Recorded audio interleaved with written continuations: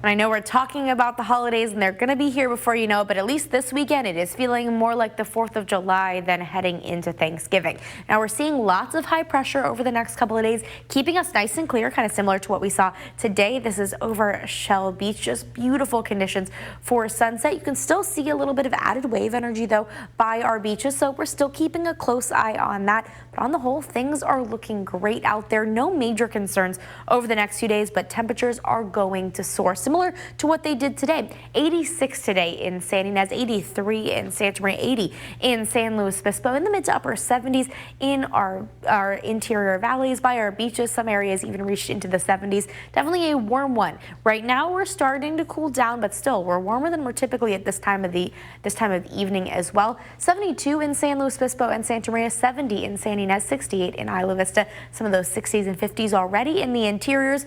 Our beaches will start to join those temperatures in the next few hours, but at least right now it is very comfortable out. When you compare the current temperatures to just 24 hours ago, you can see that difference. 12 degrees warmer in San Luis Obispo, 16 degrees warmer in Santa Maria, 13 in California Valley, 14 in San Ynez. Very much warmer than what we saw yesterday across the board, and really across the region as well, as this big high pressure settles in. And that's going to be bringing us very warm conditions for the next couple of days into next week before a bigger change starts to take place. Now, even though we've got all of these clear conditions, we do still have a couple of concerns along our beaches. We do still have 3 different alerts in place that will be impacting us. Starting off with one that's not actually here on the Central Coast, and that is this dense fog advisory that could bring a little bit of fog into the Paso Robles area. Thankfully, not going to be too much of an issue, but still something you may notice tomorrow. One that you will notice if you're by those beaches, though, is that high surf advisory still very actively in place for all of our western beaches through 9 p.m. tomorrow. So we still have a while left on this one, continuing to see those localized sets up to 16 feet, most sets closer to 12 feet, but even that's still pretty substantial, plus rip current risk, and we are starting to say goodbye to those king tides, but still tricky conditions are expected by our beaches.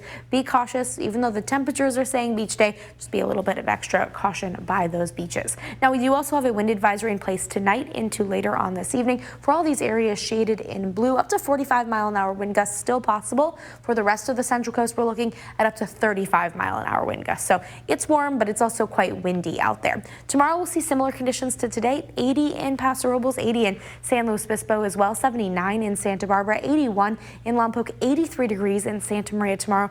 Super comfortable. In the North Coast communities, up to 75 in Cayucas, nearly 80 in Morro Bay tomorrow, 85 in Avila Beach. In the 5 cities communities, Rio Grande at 78, 76 in Pismo Beach, and along our South Coast, Goleta at 76, 87 in Solvang for Saturday. Sunday, Solvang might reach into the 90s. We'll be seeing very warm conditions across the board, even on Sunday for our beaches and our coastal valleys. It's going to be a warm one. Monday's likely to be the warmest day of the pattern, that's where we could see some 90s across the region. Then temps will fall quickly by Wednesday, back towards normal for this time of the year.